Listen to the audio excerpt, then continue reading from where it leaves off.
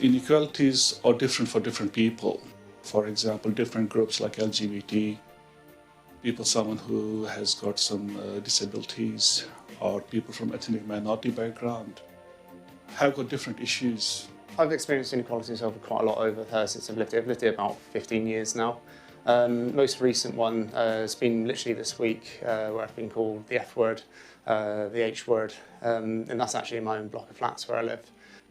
So we daily see people with issues, for example, benefits and housing, signing up to GP services.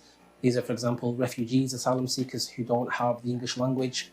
People who need assessments from social services,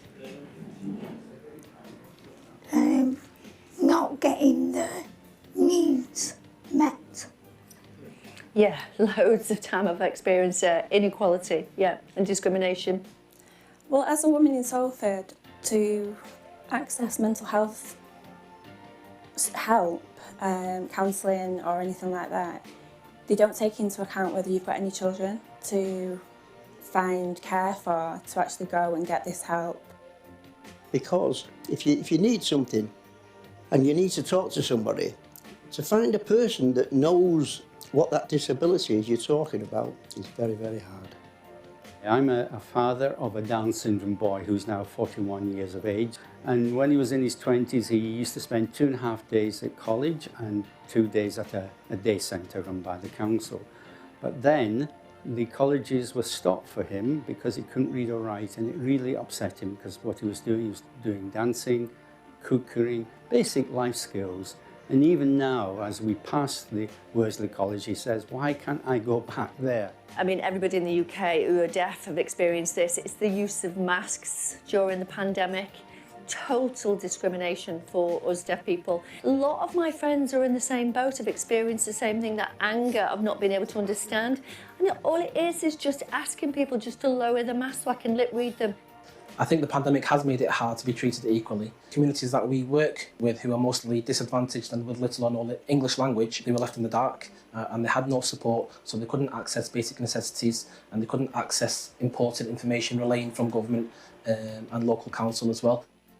Salford City Council is doing a lot to work with different partners and organisations to see how we could actually bring this gap to minimum.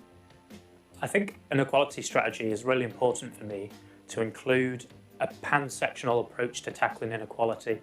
I think inequality arises from a multi-dimensional aspect of life. It comes from education, it comes from awareness, from housing. Every aspect of our lives impacts somebody's inequality. I think the kind of support we can use to tackle inequality in Salford is better educational opportunities for people who are local in the area, and that could be further education, just anything people can access.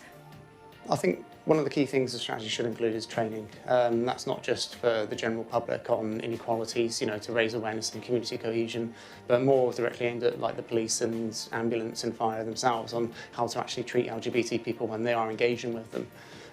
It has been recently reported, quite sadly, that sometimes when homophobic attack or crime has been reported, that the police generally don't want to deal with it because they just don't know how to. If organisations can offer cultural and dialect awareness sessions, whereas you understand the people that you're working with. And more places like the Salford Women's Centre for them to just come and sort of socialise with other women in a safe space as well. But the main thing is, even though we have got the strategy, it is important that we know how we are going to implement it and how we are going to work with different organizations, both strategic and non-strategic organizations. Then only it will make a difference, then only it will work, then it will see a difference in Salford.